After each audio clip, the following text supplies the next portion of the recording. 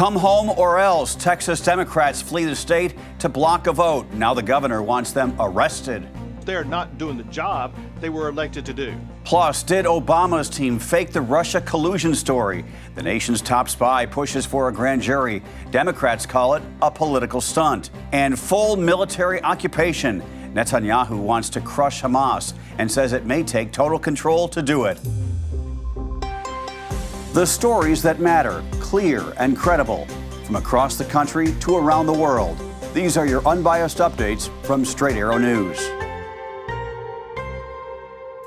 Our sleeves are rolled up and we're ready to take this fight wherever it's going to take us, because our communities, our state, and our nation is definitely worth fighting for. Texas Democrats walked out. Now the governor wants them hauled back. Good morning, I'm Craig DeGrelli. Governor Greg Abbott has ordered civil arrest warrants for Democrats who fled the state. More than 50 Democrats left Texas ahead of Monday's special session vote, denying Republicans the quorum needed to pass the new congressional map.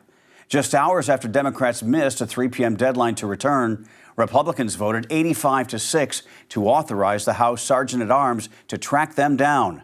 House Speaker Dustin Burrows signed the warrants. To be absolutely clear, leaving the state does not stop this House from doing its work. It only delays it.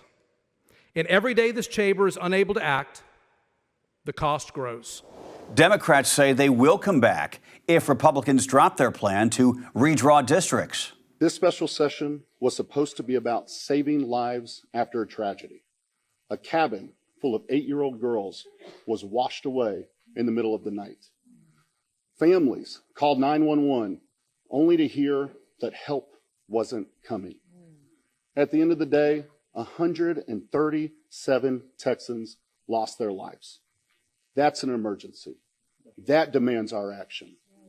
But instead of holding hearings on flood prevention, Greg Abbott and Donald Trump held 8 hearings on redistricting, not for fairness, not for representation, but to manufacture 5 more Republican seats in Congress to enable Trump to cling on to power.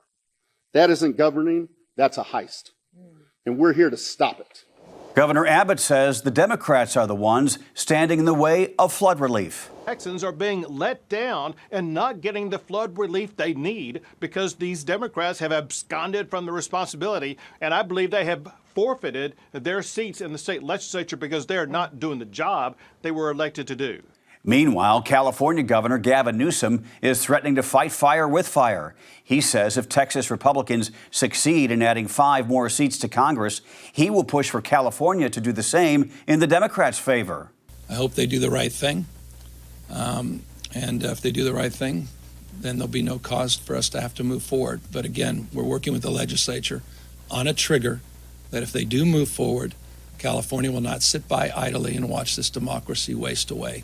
We'll fight fire with fire, we'll assert ourselves, and we'll punch above our weight, and it will have profound impacts on the national outcome, not just. Newsom says the maps would cover the 2026, 2028, and 2030 elections before redistricting powers return to California's nonpartisan Citizen Commission.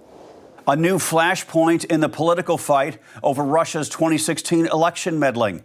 Attorney General Bondi has ordered a grand jury investigation into whether Obama-era officials broke the law in their handling of intelligence on Russia's attempts to influence that election. The move follows a criminal referral from National Intelligence Director Tulsi Gabbard, who publicly accused top Democrats, including former President Obama, of what she called a, quote, treasonous conspiracy to damage Donald Trump by setting him up. Bondi has since launched a strike force to review the evidence. A senior administration official says a grand jury will now be asked to consider potential indictments, though no targets or charges have been named. Critics call it a political stunt, pointing to numerous investigations, including a bipartisan Senate report and the Durham report that found no criminal conspiracy by Obama officials and confirmed Russia did meddle in the election. The Justice Department has declined to comment. The ceasefire talks have stalled, and now Israel might be poised to escalate.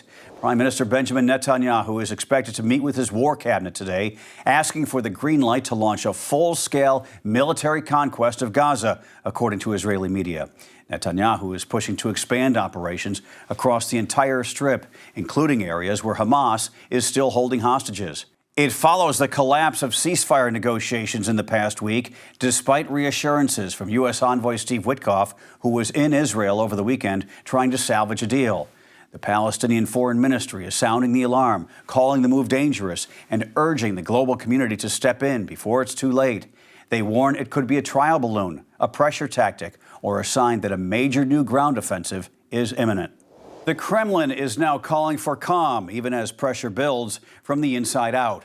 In a rare statement Monday, Moscow warned against, quote, nuclear rhetoric after President Trump moved 2 U.S. submarines into the region, responding to a threat from former Russian President Dmitry Medvedev. Medvedev, now a hardliner on Russian social media, made a veiled reference to Russia's dead hand system, a last resort nuclear strike on the U.S., even if Russia's leaders are taken out.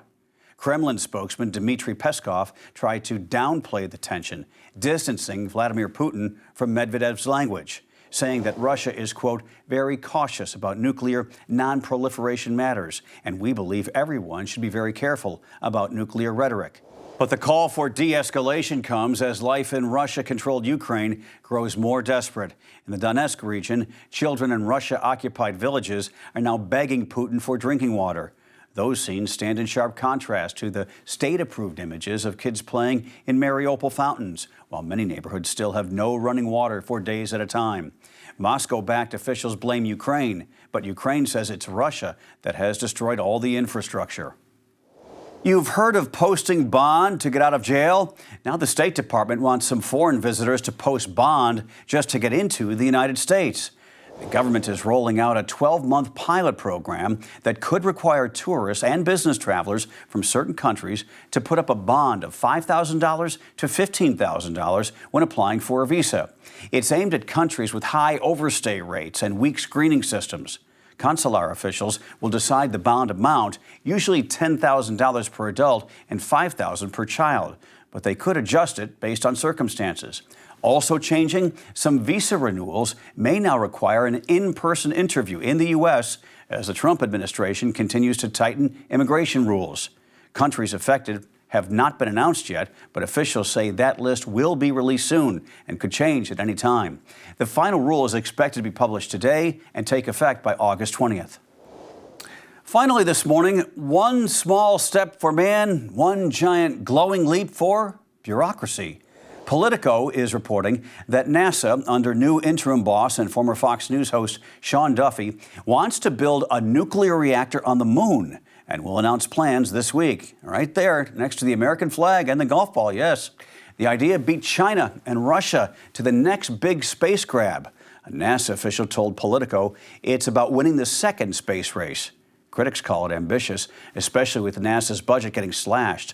The goal is to have a 100-kilowatt reactor up there by 2030, which could power future moon bases, missions to Mars, and maybe even the world's loneliest coffee maker. I feel like we should have music in the background of that story, like Elton John's Rocket Man, right? I think it's going to be a long, long time.